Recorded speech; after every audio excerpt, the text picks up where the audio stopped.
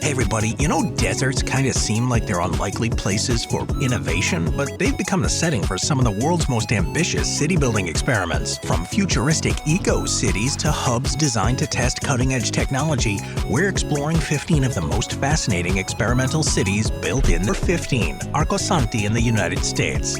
Arcosanti, which is in the high desert of central Arizona, is an experimental urban development project where there's a focus on blending architecture and ecology, which is a concept that the founder, Paolo Soleri, has called arcology. Established in 1970, it was planned as a prototype city that deals with the issues of urban sprawl and environmental sustainability. Soleri believed that cities should minimize their ecological footprint, reduce their energy consumption, and create a closer relationship between human communities and nature. The concept of arcology involves the development of highly compact urban environments that combine housing, workspaces. Vision, though, Arcosanti has forever faced challenges in achieving the goals. Originally intended to house 5,000 people, the project currently supports a small population of about 50 to 100, depending on the season. While it may itself not fulfill the original dream, it still is, though, seen as a living laboratory for ideas that could inspire future urban planning elsewhere. Number 14, the new administrative capital in Egypt. The new administrative capital of Egypt is an urban development project that's around 28 miles or 45 kilometers east of Cairo, in the desert between the Nile River and the Suez Canal. Announced in 2015, the project hopes to deal with the problems of Cairo's congestion, support Egypt's growing population, and modernize the community's urban infrastructure, covering an area of over 270 square miles. It'll essentially become the new capital city of Egypt and will incorporate new smart city technologies to become more of a model of sustainable living. With a population of over 20 million, a long-term capacity of over 7 million.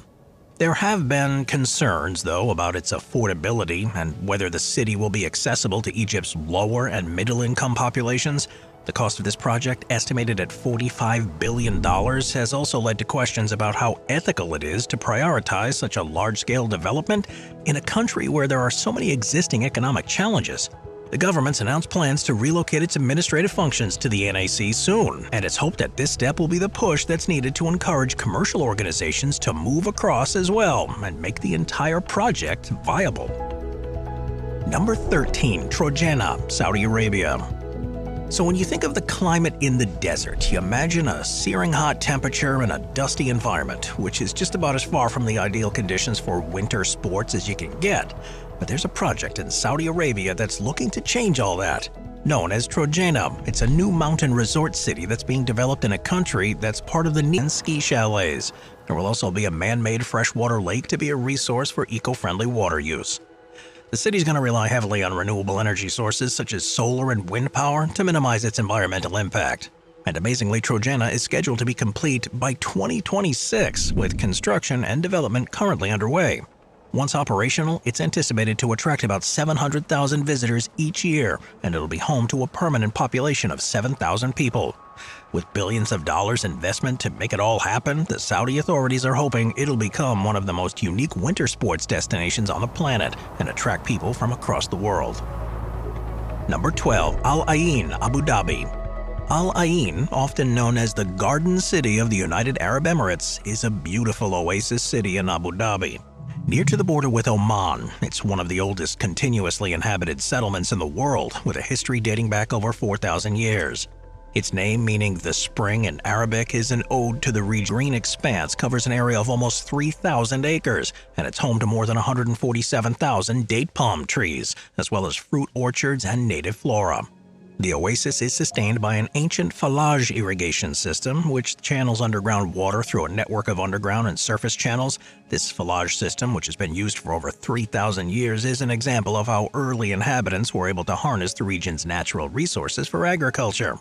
And it was recognized as a UNESCO World Heritage Site in 2011. This oasis shows the potential for a beneficial relationship between the humans and the environment in the face of harsh desert conditions. Number 11, Ordos City in Inner Mongolia, China. Ordos City, which was originally meant to be a model for economic growth and urbanization in one of China's most resource-rich regions, and despite experiencing a few teething problems, it's now looking to live up to that expectation. Planned in the early 2000s during China's economic boom went Mad Architects and the Genghis Khan Mausoleum, a cultural site that honors the Mongol leader. In recent years, though, the government has promoted tourism, cultural events, and initiatives to attract businesses and residents, and large-scale infrastructure projects including schools, hospitals, and transportation hubs have all been completed to support sustainable living. The Kangbashi New area has now begun to see signs of life, and with falling property prices, incentives for relocation, and improved features, things are now turning around. But with continued investment and the provision of facilities, brand new desert cities like this can be built in a way that, in the long term, is viable. Number 10. Auroville in Tamil Nadu in India. Auroville, which is commonly called the City of Dawn, is an experimental township in the state of Tamil Nadu in India, near the city of Puducherry. Founded in 1968 by Mira Alfasa, who was known as the Mother and was the spiritual collaborator of Sri Aurobindo, or of Progress, and to be a site for material and spiritual research that would help create a better future for humanity. During its inauguration, soil from 124 countries was brought and placed in a large urn symbolizing international unity and collective human effort. This urn, known as the inaugural urn, remains at the center of the township.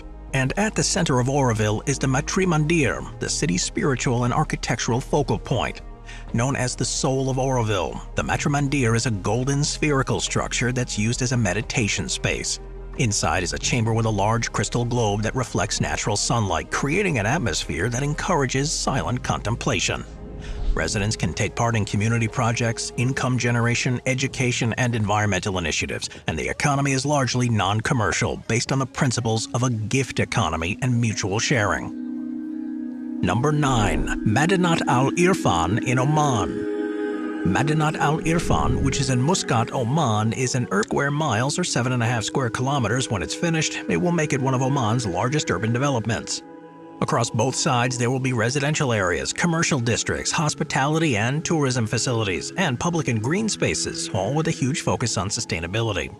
Walking and cycling paths along the electric and hybrid public transport systems have been woven into the city's plans from the concept stages, and everything within the area will be built using local and sustainable materials. It's expected to create thousands of jobs in sectors like construction, tourism, hospitality, and business services, with the aim of it being to attract local and international investment in businesses to make it a world city. It'll undeniably be Omani, though, with designs that include elements of local culture. Traditional architectural styles are combined with modern designs to create a unique aesthetic. The initial phase of it is already underway, with significant progress in infrastructure, housing, and commercial developments. The Eastern Irfan area, which includes a convention center and several hotels, has already begun its clean technology and energy efficiency. It's planned to have up to 50,000 permanent residents with 40,000 daily commuters once it's finished. With the green credentials as a focus from the beginning of the design stage, it includes a number of forward-thinking ideas to reduce energy use and its environmental impact. The city is also powered by renewable energy sources, mainly solar power from a 10-megawatt solar farm on the outskirts of the city. The buildings in the city are built using low-carbon cement and other sustainable materials, which, in theory, uses 40% less energy and 50% less water than conventional structures. Advanced waste management systems will promote recycling and reduce landfill waste, with the goal being to have a zero-waste policy through composting and reuse of materials. Several leading companies and international organizations have already set up offices in Masdar City, including Siemens, the International Renewable Energy Agency, and Honeywell. The plans have, though, taken longer to put into action than had originally been hoped. With an initial completion target of 2020, only a small part is finished, but it is hoped that it has long been a center for energy production in Algeria. The new town is planned to cover an area of around 17.5 square miles or about 45 square kilometers, with the capacity to accommodate as many as 80,000 residents. There'll be modern shopping centers, markets and entertainment venues, parks and playgrounds and pedestrian-friendly zones, and roads, public transportation, utility networks that will connect the town to existing infrastructure and other parts of Algeria. Despite being linked to the oil industry, there will be a focus on sustainability here, with much of the energy coming from solar power, since the Sahara Desert is an ideal place to generate consistent levels of power. There are, of course, huge difficulties in doing something like this in the middle of the desert. The project's scale and reliance on advanced tech make it hugely costly, and even if the finances are there, workers are going to have to contend with extreme temperatures, sandstorms, and limited water. And even if all that's done, convincing residents and businesses to relocate to the new town may also prove difficult without significant incentives and economic opportunities. And once finished, it will become a center for government, business, and residential life. The site's located about 19 miles or 30 kilometers to the southeast of Abu Dhabi's city center, along the highway that connects Abu Dhabi to Dubai. This gives easy access to major transport hubs, including the Abu Dhabi International Airport. The site will cover an area of over 19 square miles, or about 49 square kilometers, and it's designed to have a population of about 370,000.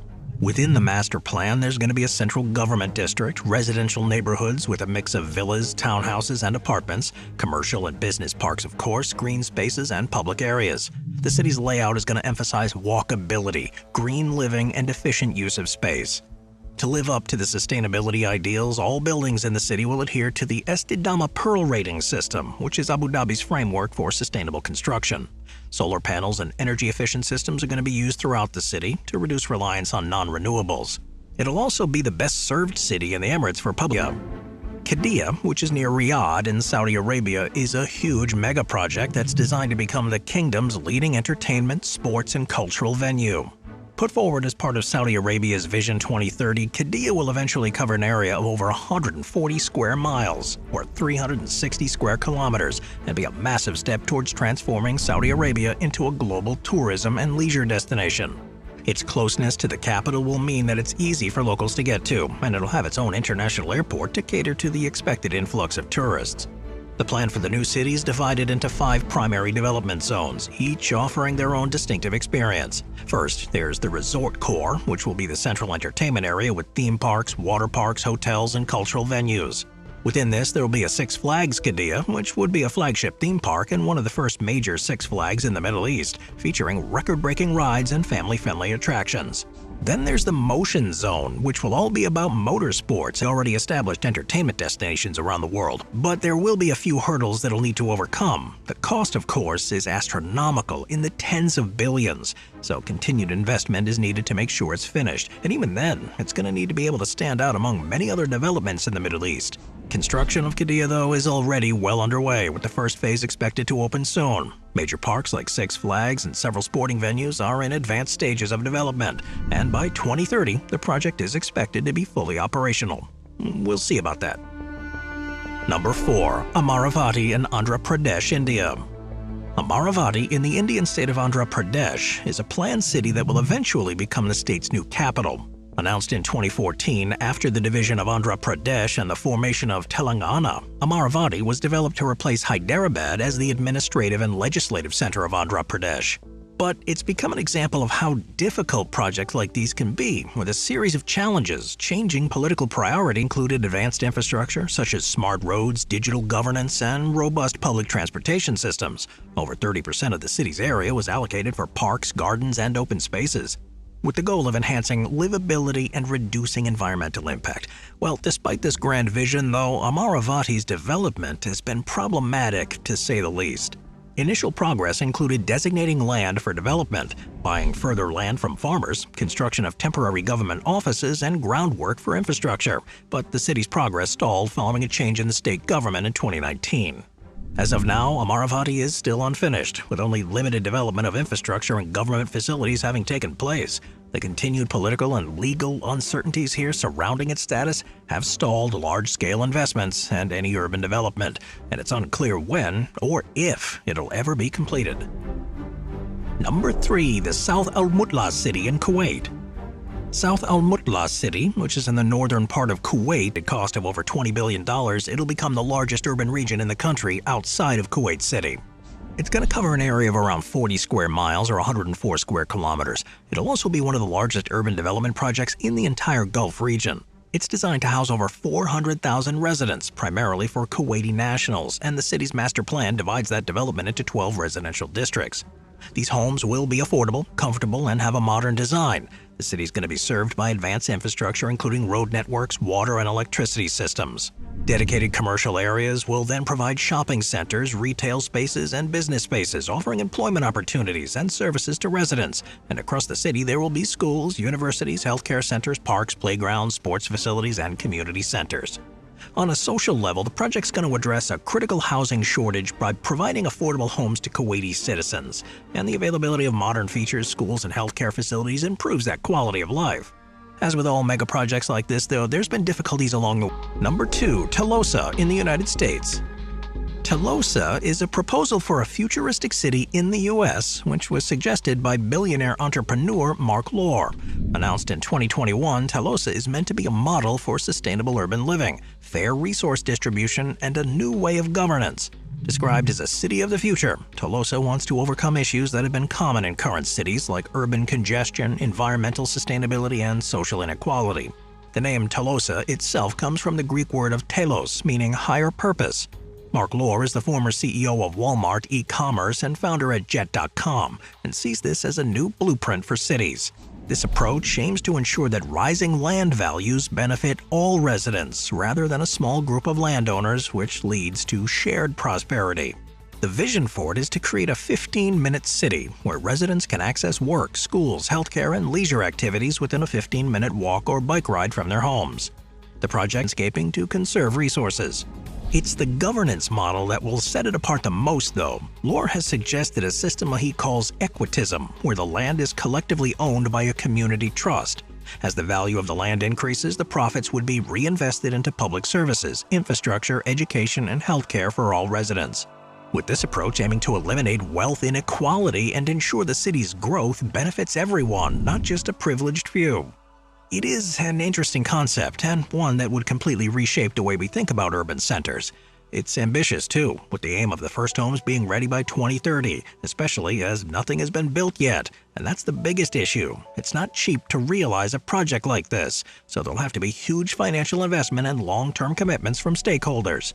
There's obviously plenty of skepticism about whether it will ever become a reality, but with a number of leading people already involved in the project and a clear need and desire for alternative ways of doing things, work could well begin. The hope is that it will become a model for future cities by promoting sustainability, technology, and efficient living. The line is part of the kingdom's goals to diversify its economy beyond oil and transform it into a global center for innovation and technology. The Crown Prince has described the project as a civilizational revolution, aiming to reimagine cities and the quality of life for their inhabitants by balancing economic development with the preservation of the environment. If fully realized, the line will be 105 miles or 170 kilometers long across the Neom region, from the Red Sea coast through desert and mountain landscapes.